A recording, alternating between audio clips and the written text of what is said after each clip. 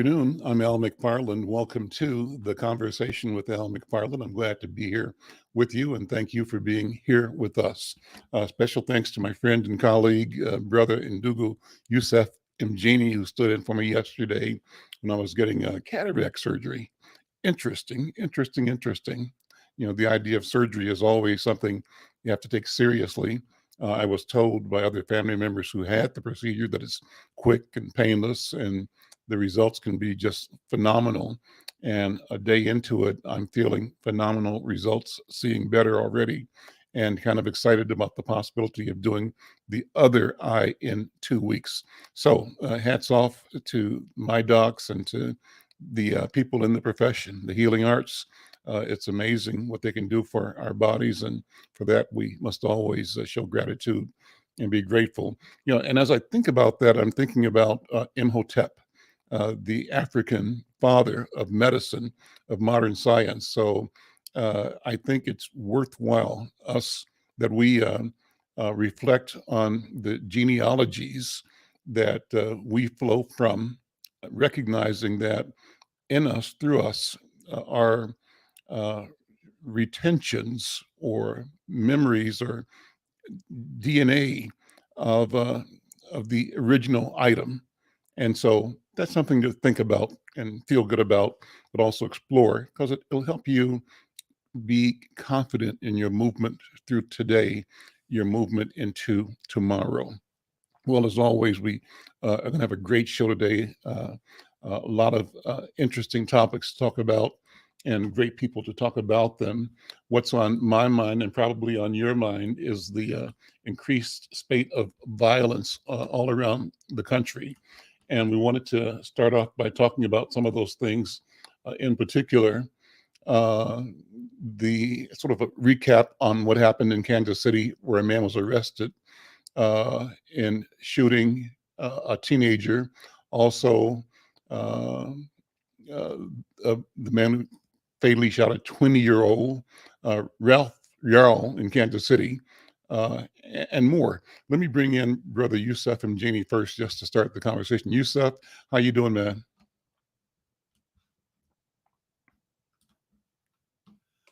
Very good. Thank you, brother. Good afternoon. Good afternoon. Let's talk first about the one I've got pulled up is the man who fatally shot 20-year-old Kaylin Gillis after car turned in wrong driveway. It says he's going to be remaining in jail. What do you know about that story?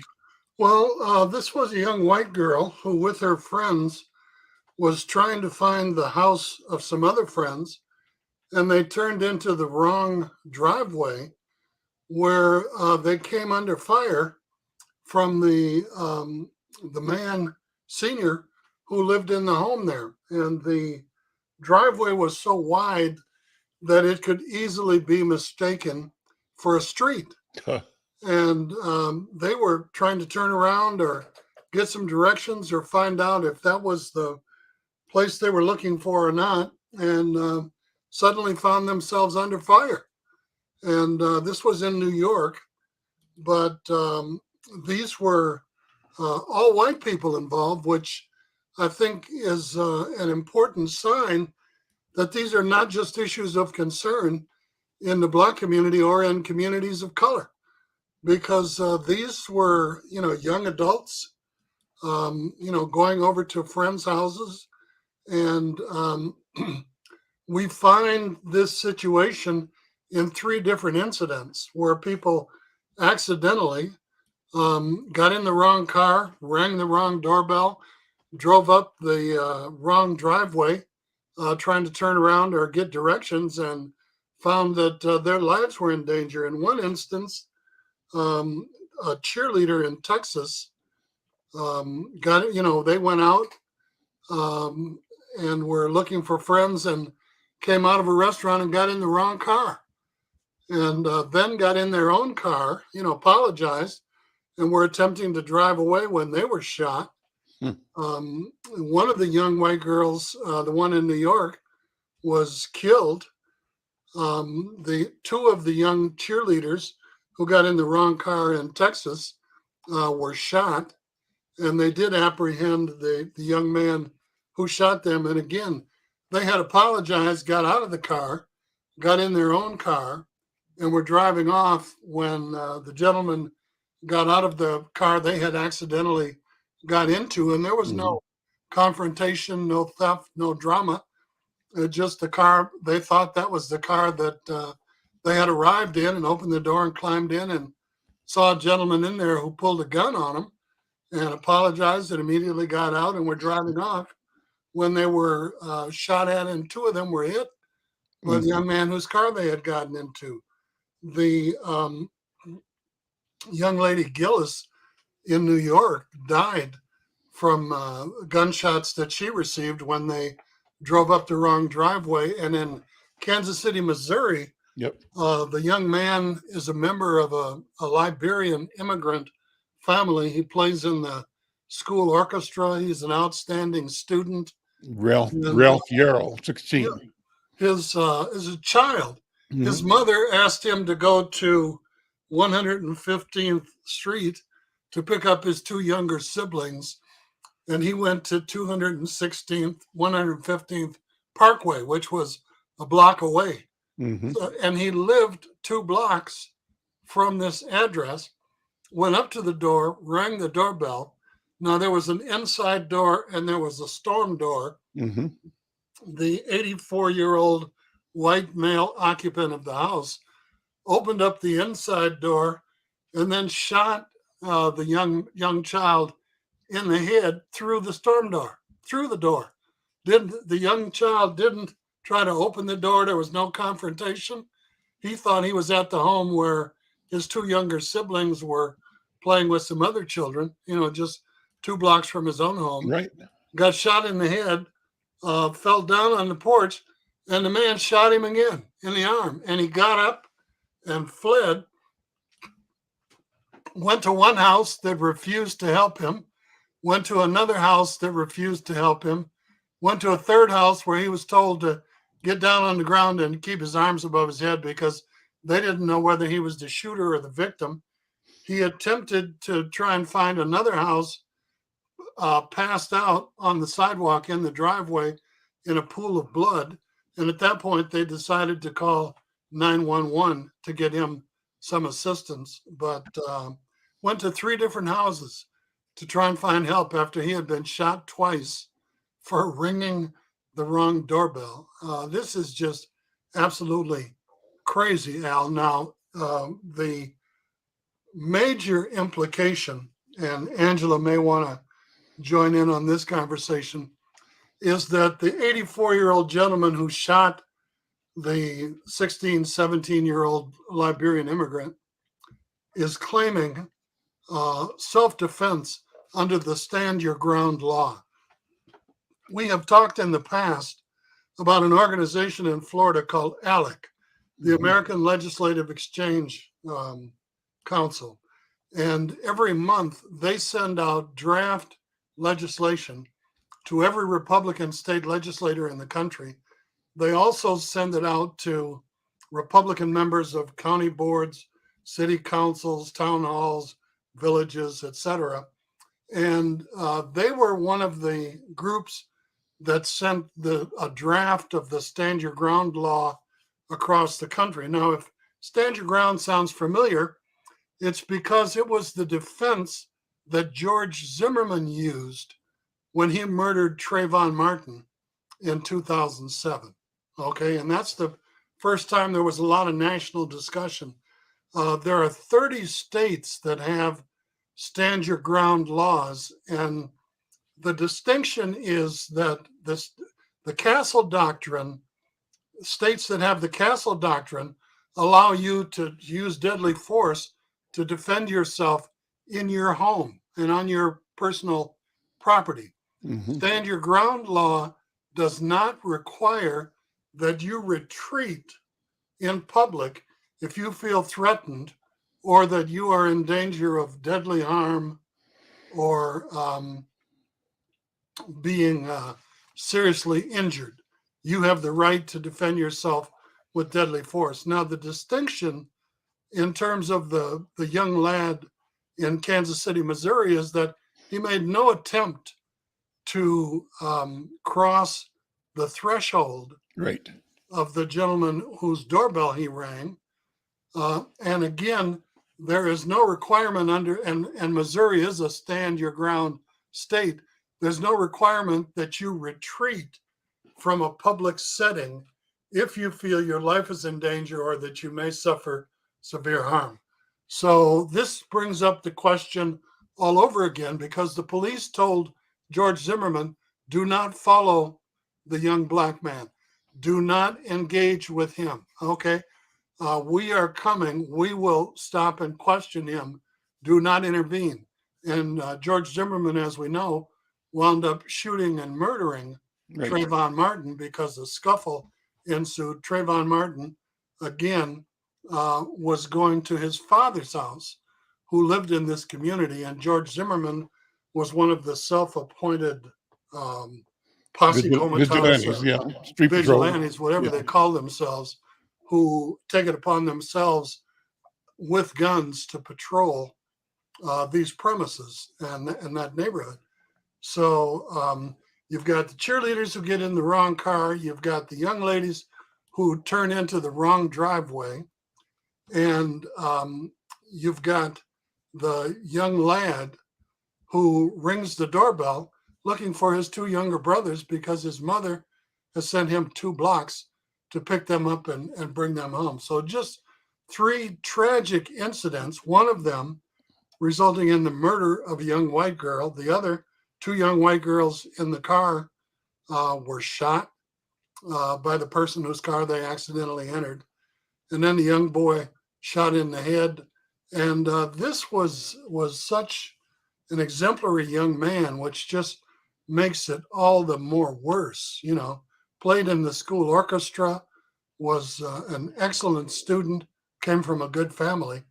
And this shows that this could happen to anybody's children who pull in the wrong driveway, who get in the wrong car, or who ring the wrong doorbell. And Let's bring Angela Rose Myers in. Angela, good afternoon. Good to see you. It's been a minute. Also, Yogi Sena is here from Bahia, Brazil.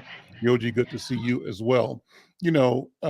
Sam Cooke online has said that it's obvious that fear is an underlying issue in our country. And shout out to both Michelle Patterson and Power 96 for their comments. And I want to invite anybody else who's listening or watching to comment, to join the conversation by dropping a message in the comment section. We want your voice. And also remind you that we want to grow these conversations by having you subscribe to our channel. You may be watching this from either YouTube or Twitter or LinkedIn or on the NNPA YouTube channel. Great, thank you. We appreciate it. We want you to take a minute, though, to go over to the Insight News YouTube channel and subscribe to the channel. We want to grow our subscriber base to 1,000. We've crossed 300, heading to 400, and your decision to join matters. Angela Rose, my friend, good to see you, and thank you for being here. So this is a big topic. How do you jump in wherever you want to, but key questions that I want to make sure that you and Yogi and Yusef continue with. How do the stand your ground laws and the cancel doctrine impact the interpretation of self-defense as we've described it here, as Yusef described it, and what are the potential consequences of these laws on public safety given the overlay of the racial dynamics? And therefore, is there a balance to the right to self-defense with the need to prevent unnecessary violence and racial disparities? Is that highlighted in the cases in Missouri, Texas, and New York? And I've got more questions. Let me start with those. Angela, what are your thoughts? Yeah, I would just, I want to raise also the name of the young woman in Texas, Peyton Washington, who is still undergoing medical response. And so she has blonde hair, but to me, she looks like family. She looks, light skinned black, but I'm not sure that I haven't found any any news reporting on her race. Mhm. And so I'll just say that. Okay. But second of all, I would say, when in terms of the stand your ground law, and also the conception of where we are right now in the US, just as your respondent said, right, there's a heightened fear of violence, and there's also a lot of guns on the street, and there's a distrust of the traditional institutions of justice. So I see this as well as a state failure, right? When people feel like they need to take things into their own hands instead of, an institution, right? Okay, it used to be call the police, right? Nobody wants to call the police because they fear that the police will just harm the situation. And it used to be, before the police, you would go ask somebody, hey, what are you doing? Hey, what's going on? But I agree that there's a lot of fear. And then also there's folks who have ingrained in them the belief that they have a right, that the first response will be a violent one. And so that's where the stand your ground doctrine comes into play, because where I see it, right, that is absolutely the opposite end of what happened with the young man in Missouri. Is first you ask somebody knocking on your door, who's there? Who's there? Oh, sorry, things like that. And I'm trying to understand where stand your ground laws come in, where they validate killing a person when shooting a young man is your first response. When is shooting someone your first response, right? And so that's some of the things. Door. Exactly. I mean, through the door. And so those are some of the things that stand your ground law actually validates, which is a grave consequence. We're becoming a shoot first, ask questions later country. And that's not community healing. That's not public safety. That's not, if there's no institution there that people feel like they can rely on to call in terms of intervention, if they feel like they're getting robbed or something, then we're in a shoot first, ask question later country, and that's a failure of our society as well, and a state failure. Well, so what, Angela, Youssef, increasingly people in our community are saying that we also are sick and tired of the violence that we inflict on each other, and that we owe it to ourselves and to our families and to our neighborhoods to be advocates for safety, even if that advocacy means that we adopt policies and postures that require the subduing and the jailing, the locking up of people that are committing violent crimes against us, our friends, our families, our neighbors. And that is said uh, despite sort of an ambivalence that's based on the historicity of our relationship with law enforcement. So my answer has been this. I wrote a piece several years ago that I delivered at the state legislature once upon a time that was called Black Crime, Black Punishment. And how then do we insert ourselves on both sides of the justice equation so that we articulate our will for peace and tranquility, for safety, and for prosperity in the community, and also articulate our obligation to act, to create both policy and practice that originates from us, that respects us, that is not based on fear of us as a public policy, but based on our own appreciation for safety, for life, for prosperity, and our commitment to organize and defend that opportunity for all of our people. And in this case, when I say our people, I'm saying all of humanity, starting with my neighbors, my neighborhood, my sons and daughters. And so how do we have this debate about the reality, well, I would say reality, that some people may have to be incarcerated for the good of the entire society on the one hand, but on the other hand, we don't want wholesale warehousing of our people, which has been policy in the past, whether the person was guilty or not It didn't matter. It was convenient, or it was a business proposition. If it's a business proposition, why don't we make it our business? And so I say that I wrote that, the jails, if we have them, ought to be in our neighborhoods, employing our neighbors, our mothers, fathers, sisters, brothers, daughters, uh, police officers and probation officers and judges and social workers and therapists out of our neighborhood, the people that do the food service, that do the building and the grounds and the delivery services associated with maintaining that, our people, as opposed to offshoring or sending out the quote unquote problem, so that the problem itself is perceived as a revenue stream for other communities. Maybe I'm going too far. Yusuf, what do you think? Angela, what do you think? And I'm going to bring Yoji in to talk about that from Brazil. Yusuf, go ahead.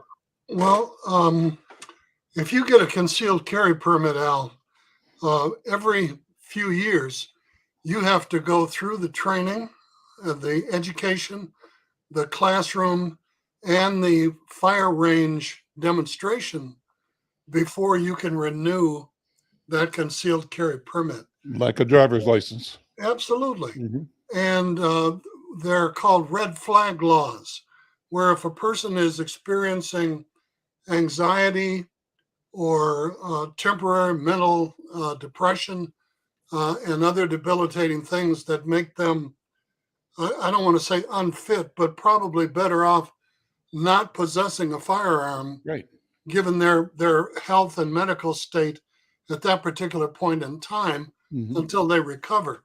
Now, the grandson, and people in the listening and viewing audience are chiming in today. The grandson reported of the 84-year-old man in Kansas City, Missouri, that he spends all day long sitting in his chair watching right-wing conservative talk show programs, okay? And we know what kind of message they're sharing about crime, about immigrants, about poor people, about people of color, about Democrats.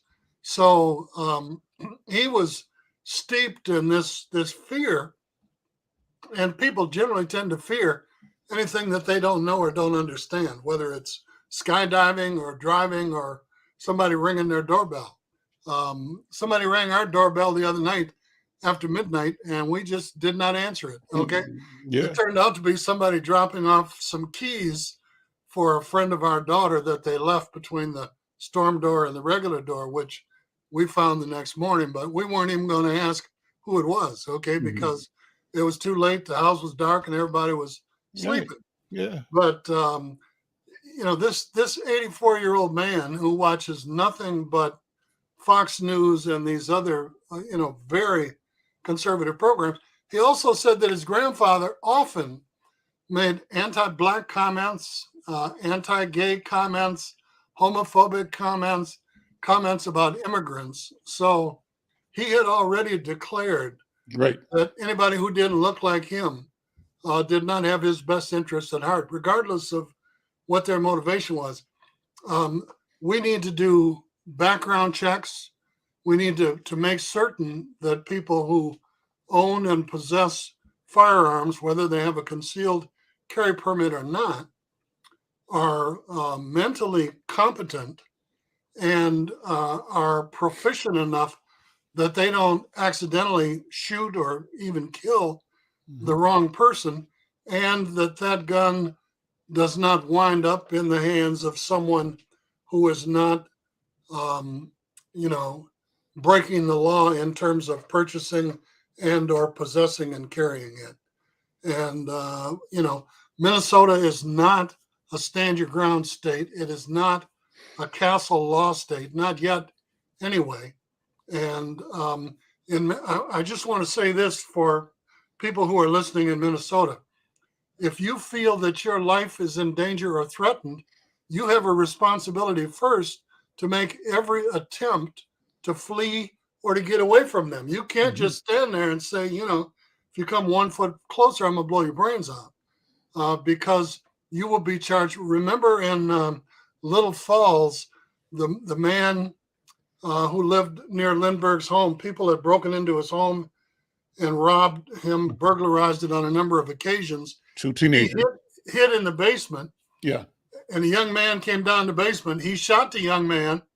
Then the young man was lying on the floor bleeding. He shot him again. Mm-hmm. Then the young man's girlfriend came down the steps. He shot her, and then she fell on the floor bleeding, and he shot her again when she was, far, far beyond being able to pose a physical threat or harm him. He went to jail for life for murder, for killing those two people, for shooting them after he had stopped, their progress and they were on the floor. So, now there may be a situation where you can't flee. If they come in your house, there's only one way in or out and you can't move. You got to do what you got to do to protect yourself. We don't want to see anybody get harmed or killed, but you can't just shoot somebody, and this applies in public. And, somebody once told me that if somebody comes up on your porch and is messing with you and you shoot him, you better drag him in your house before the police get there. I've heard that before too. Angela, whose responsibility? What is our responsibility in having equity, ownership, authorship of the apparatus of public safety? And public's too big a word, but of the safety of our families, ourselves, our community, the spaces where we are. How do we evolve an understanding and an awareness of our duty to both create and maintain a system that allows us to be healthy and safe, productive, living without fear? And what's the cost of that? Because that's the problem. It's a costly proposition. We are kept out of the revenue stream associated with that. Instead, we are assigned the role of being the product, the trafficked. And it's by processes and systems that, in my mind, in part, are engineered to make us more likely to be transgressors, right? And therefore perceived as the problem that they can they can easily shoot and kill or stop or incarcerate. Angela, what do you think? And then Yoji, I'm going to bring you in. Yeah, I think of yesterday, I was watching a video of Colombia's vice president, Francia Marquez, and something that she had said was around like this aspect of violence that was happening in Colombia, how Black men and Black youth were being killed by gun violence in Colombia. And her point of view is very similar to a poet. Her name is Juanita Petres Nasa, and she has a poem that's "Could we please give the police departments to the grandmothers?" And so I think even internationally, Black women particularly are asking this very same question of how can we restructure our idea of violence prevention to community healing, to getting community resources, to building up almost social foundations of accountability and responsibility. So, this is a good question because even in Minneapolis, we're struggling with this. The city of Minneapolis is having their third precinct discussions about where to put the third precinct, what the plans are going to be. And throughout these discussions, a number of community members have come out and said, we don't even want the third precinct building to be there. We don't. We want fewer police and we want more violence prevention. So what does violence prevention really look like when I live in Florida in a permitless, it's a permitless carry state. You can have a concealed weapon, no permit in Florida starting like July 1st, right? And as long as you have a valid ID.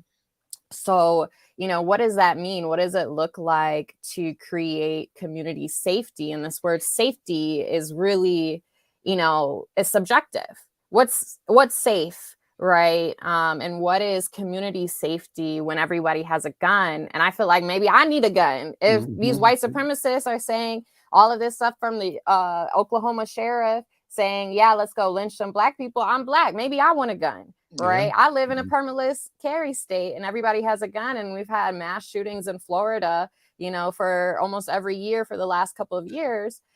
Maybe I do, but also I have to stop myself and say, well, maybe a gun is a reactionary a tendency when we really need to focus on reforming and restructuring the system. What is transforming this world where people feel so healed, so grounded, so safe that they don't even desire, it never even crosses their mind to have a gun, right? That's the world that I want to live in. I don't want to live in a world where I am worried about my own safety and how I'm going to protect myself.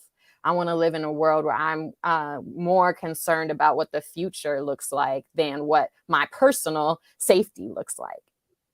Yoji, jump in and put this in the perspective that you have uniquely from Bahia in South America, because still Black community, all communities experiencing variations on the theme of violence within the community, violence between young people, violence of the system that is oppression intended, and that results in, you know, marginalized people.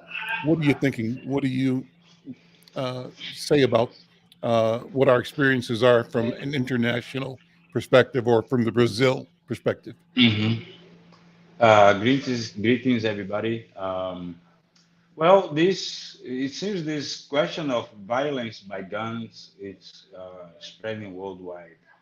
Here too, it is something that you hear daily. Um, in a weekend here in Bahia, for example, it's a city has 3.5 million people living. So it's similar population of Minneapolis, St. Paul, and the metro area together. There is at least 50 homicides every weekend. Well, Not talking about during the week, and this is being exacerbated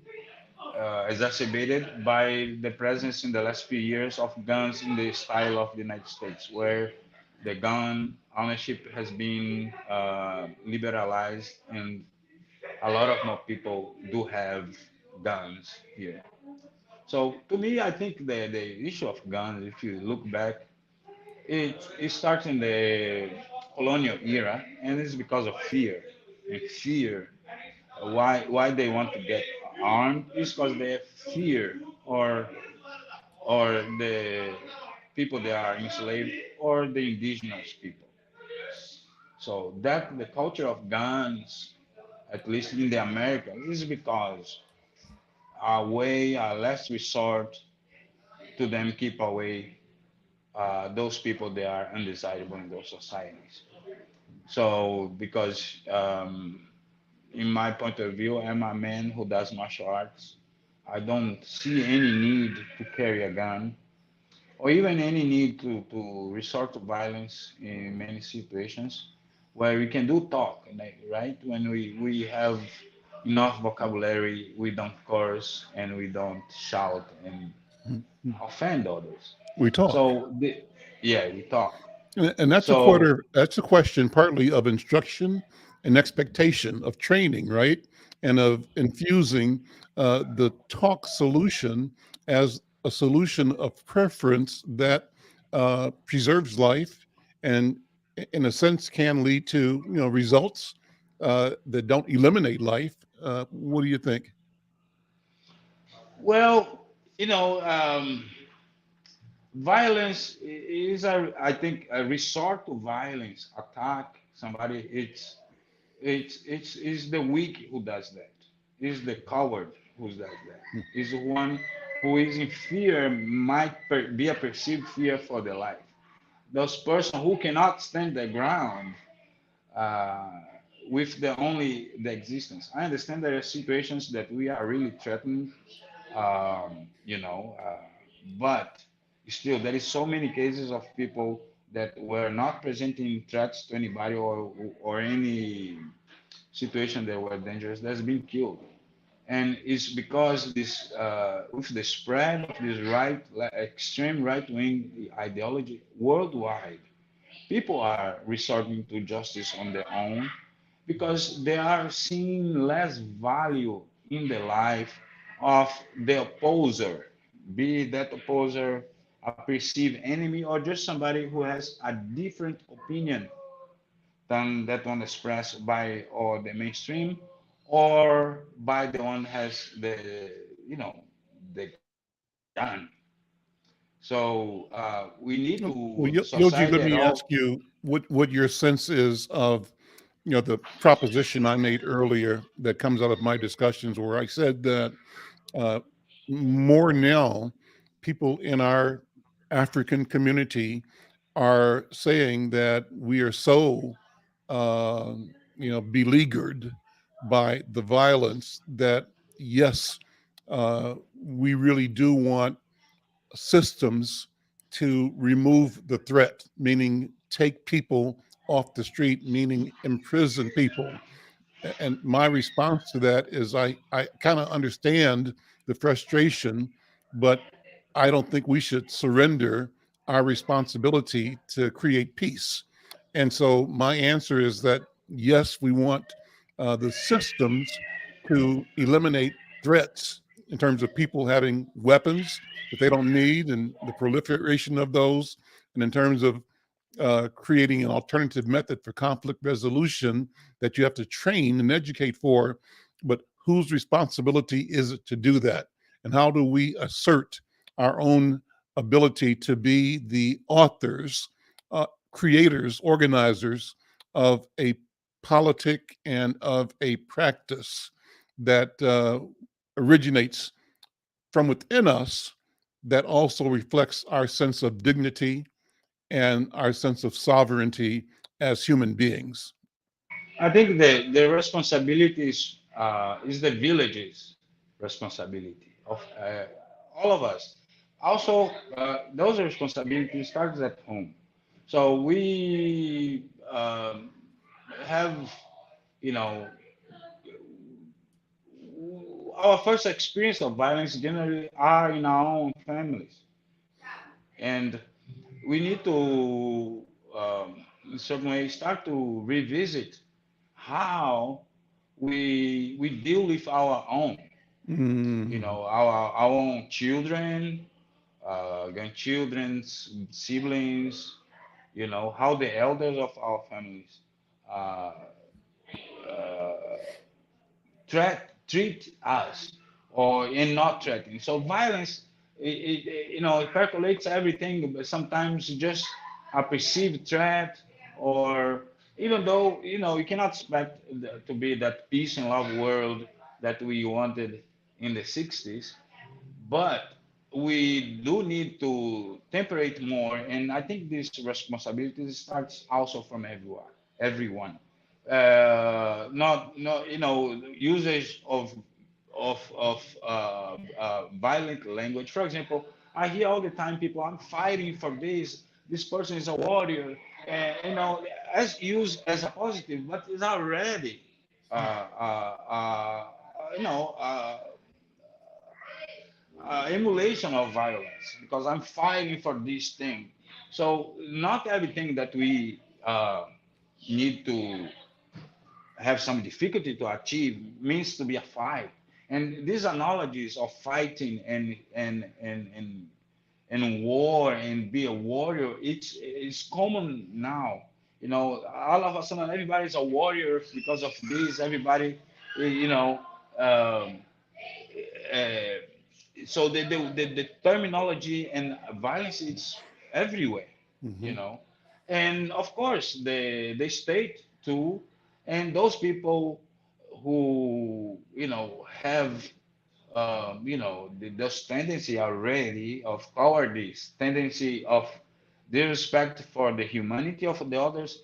They feel many times embodied to do it, or even propelled to do. As you say, this person who did that crime in New York, that he spends his days watching right-wing news, he's been conditioned to respond in that way because he see anybody doesn't look like him. Also, I don't know, find somebody else that looks like him. His was pretty odd looking, but nobody, everybody who look like him, he finds as a threat. He cannot distinguish between a teenager black person and an adult black person. Just the fact of being black is a reason to be shooting, you know. And we all agree that needs to stop, but I think it's just increasing, and I don't see how it's gonna be able to turn around this mentality, you know. Yusuf, in the last 3 or 4 minutes here before I end this segment, have you thought about, been watching what's happening in Sudan? No, we didn't discuss this in advance, but you know what I always come to is if the question of white was off the table, how would we be? And so now we have a question of white not being, at least on the surface or on the table, in Khartoum, but a war now that has taken a couple of hundred lives so far between two feuding generals, one in the government that was promising to return to civilian rule after the ouster of the former president, and the second in command who had a special military unit, those two at war, and a nation of ordinary people in trouble and getting killed. And that in the backdrop of the war that had gone on between Sudan, the government in Khartoum, and the fighters who were looking for freedom from that government to create the nation that's the newest nation in the world, that nation of South Sudan. Have you followed any of that, Yusuf? Unmute. Thank you. I haven't followed it very closely, but I'm reminded of something we used to say back in the day, as the kids referred to it, that under colonialism, somebody else shoots us. Under neocolonialism, we get to shoot ourselves. And I think that, unfortunately, one nation is too many, but in far too many nations on the continent, we do see a form of neocolonialism or political division resulting in wanton death and massacres across the landscape, which is really unfortunate because it's self-inflicted and it does not promote anything positive, anything life-giving, anything that will produce a living legacy for that country and that community. Yusuf, thank you. Angela, thank you. Yoji, thank you. This has been a great conversation. We'll keep it going. I want to spend the balance of the program in a section we've been doing on a regular basis, thanks to our books editor, W.D. Foster Graham. W.D. is here today with another author. W.D., good afternoon, brother. How you doing? Unmute, please. Unmute. Good afternoon. It's great to be here. Well, it's great to see you once again. Introduce our author and set up the conversation. Let's have a great conversation. Well, I am definitely thrilled to introduce our guest author. Her name is Cheryl Barton. As you know, for my reading, one of my favorite readings is romance. And I'm definitely all about Black love. And Cheryl Barton from DC area brings that in spades. She is not only an author, she is also a publisher. Because as I say, we definitely need to have more independent publishers out there. And the book that I reviewed, which she wrote, was A Christmas Wish. It hits you on all, as you say, the kids say, all the feels, talking about Black love, talking about friendships, talking about exes, talking about sisterhood. So it is my great pleasure to bring to you Cheryl Barton. Thank you, WD. Good afternoon, everybody. Hello, hello. Now, I can't hear Al. Well, the thing while Al is working on the sound issues, Okay. Cheryl, tell me about your career as a romance author about Black love, or the things that inspired you to write this book. I mean, I love it. Thank you. Thank you. Absolutely. And I love it as well. I love all things romance. And I think that's how you and I connected on social media, is our mutual love for uh, reading and writing romance as well. But my journey started many years ago, back around 2010 or so, when I lost my oldest brother. And it was a struggle for me. So I needed to have and find an outlet to deal with the feelings that I was feeling, the things I couldn't seem to get out. In other words, trying to deal with living in a world without my brother. And then I just sort of turned to writing one day. I heard writing was therapeutic. So I turned to writing one day. And the first book that I wrote, it started out as a project for school. And the students in the class seemed to really love when it was my time to present on the book that I chose for this to write for the semester. And so I turned that project into a book. And then family and friends supported me, and fans started coming on saying how much they loved that book. And that book led to a second book. That second book led to a third book. And then that third book eventually led to about, I'm now on book maybe 43 or 44. And A Christmas Wish is connected in there. And that pretty much came about because, again, I love romance. I love happy ever after type stories, but I also love Christmas, and not just Christmas gift giving and things like that, but Christmas when it comes to just the old ideology when I grew up and I believed in Santa Claus. And so I went back to my past, my history, and thought about how Santa Claus could make a wish come true for a firefighter and his little girl who wished upon a tree for a family, for love, for him, for romance. For her, she wanted love and forever for her dad. And so that's where that story came about. It came about of him as a fire captain meeting a high-powered, high-profile actress, someone that he would not normally connect with. And most of my stories, a lot of my stories are based out of Maryland, or at least connected to Maryland, where I was born and raised, and still absolutely love Maryland. Shout out to Baltimore City and Harford County, where I live now. And so, writing that, it was just them connecting and finding each other, and then wishing upon that tree that they could find the love that they had hoped for. They both ended up wishing upon that tree. So anything love, romance, I love writing. I know you know that as well. I just love writing. I love reading about it. And if it brings a smile to someone's face, that's what's most important, especially in the world that we're living in today. We need everything that can make somebody smile. I hope my audio is back. Can you guys hear me now? Okay, Yeah. great. A fascinating question. Can you make a living as a writer? Would you encourage people to pursue that, not only for the pleasure, the joy, the fulfillment that creativity,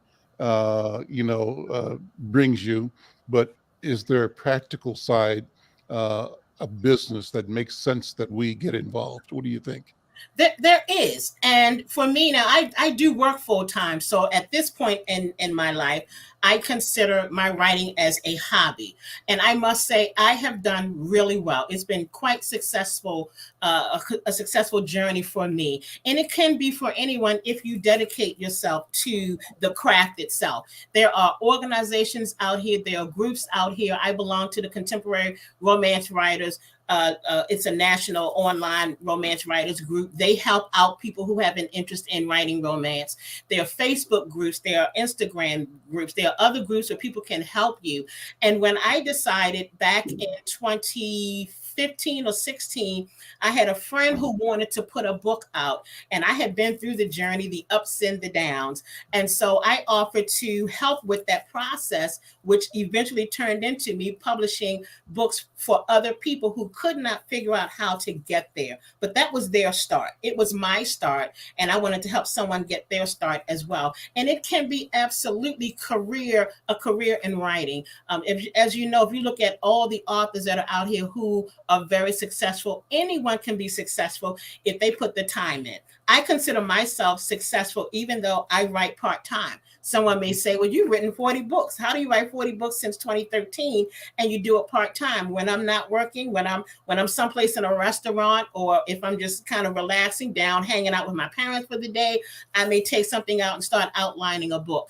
So it's possible. A lot of people are doing it, and people who sit on the edge and say, I don't know if that's for me, you won't know it unless you try. What do we need in our community? I think entrepreneurship in whatever form it takes is a good thing. So I Yes. wanted you to speak to this whole idea of entrepreneurship and how you feel about it. Part of that, I think you've answered by saying you're still working somewhere. So you must be a very practical person on the one hand, but Yes. you've also managed to create and run a business that is Yes. successful at the same time.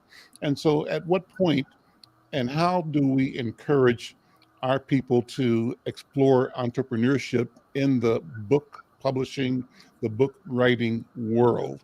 There is, like in music, there was the idea that you had to go to Random House or you had to go to one of the big labels to Right. get printed. And if you couldn't, you'd never get printed. It wasn't worthwhile. You wouldn't get any money.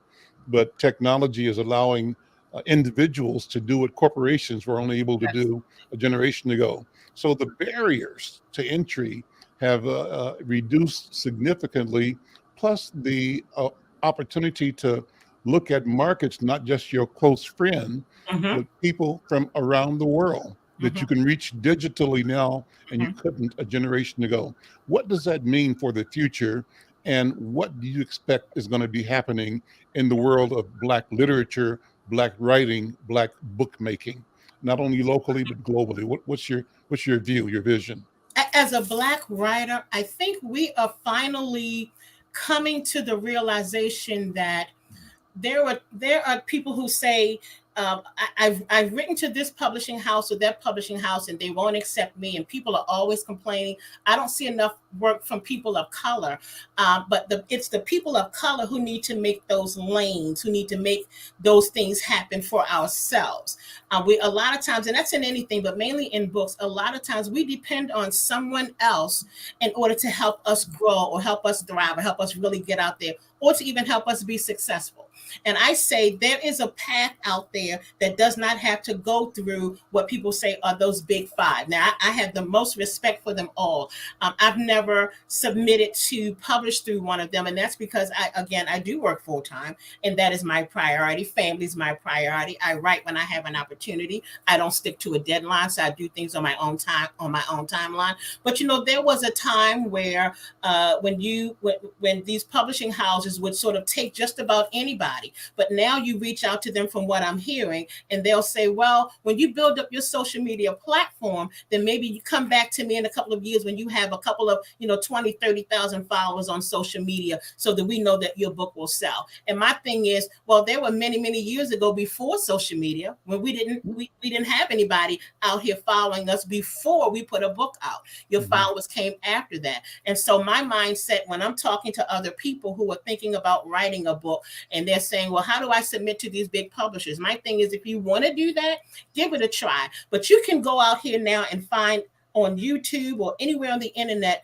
you can find instructions and how to do anything. And that's what I did. I sat down one day and I searched everything on the internet. I found free books on how to set up self-publishing, how to do cover design, because I do my own cover designs as well. Cover design, how to lay out the interior and check all those things. Get people to read, get family and friends to read your stories for you and offer you criticism on them. We can make our own paths. I have readers in the UK and Canada and all over the world. You see them when you get your reports of where your books are sold. I'm just amazed at the number of people outside of the United States who actually are reading my books, and they reach out to me. So the audience is there. You don't have to wait for someone else to create that for you. We have the means and the power to do it. And now publishing houses and other people are noticing that. I've had some editors and some agents reach out to me and say, hey, so I saw you, doing an interview here. I have quite a few people who told me they saw the review that was done by WD. Thank you again so much for that. people who had never reached out to me before saying, I'd like to interview you and I'd like to write about you on my blog. So it's possible. Just don't give up. That's the one thing I say to anybody who's interested, no matter the color, especially people of color. Don't give up. Here's a good question. A good Yes. question from Mr. Z Frank 56. Thank you, Okay. Mr. Z Frank, first of all. He said he feels like the readers will turn into writers. So the question is, how many books do you read a year? I will tell you this. I would say, I'm going to not even say a year. I'm going to say in a month. I go to Barnes and Noble twice a month. And when I go to Barnes and Noble, I do get some on Amazon. I probably buy about 20 books a month. And but I buy all genres. And I would say within a month, I probably read about 10 to 12 books a month because I love to read. I'll get up in my favorite spot here at home on a Saturday when I don't have anything to do. My parents may be on a cruise someplace because, I'm with them all the time. And it's like I have quiet moments and I will read a book in a day. No TV, no music, no anything. Because books allow me to direct my thoughts away from all the shootings, the things you talked about earlier, away from all the political drama that goes on all the time. The stresses from the full-time job I have during the day. I'm 36 years into a federal career. I love everything about it, but it's stressful. What do you do? What do you do in your full-time? I work for the Department of Health and Human Services and the Centers for Medicare and Medicaid Services. And I am the outreach, education, and training lead for the health insurance marketplace. Okay. For the ACA. So I do a lot of outreach and education, and it's very stressful, but I love every moment of it. But I do need a break. And so the books, oh my goodness, the books let me, like they used to say years ago, Calgon, take me away. That's what I feel about books. Books take me away from all of that and give me something to smile about. WD, how many books you read a year or a day or a month? You must be reading a lot.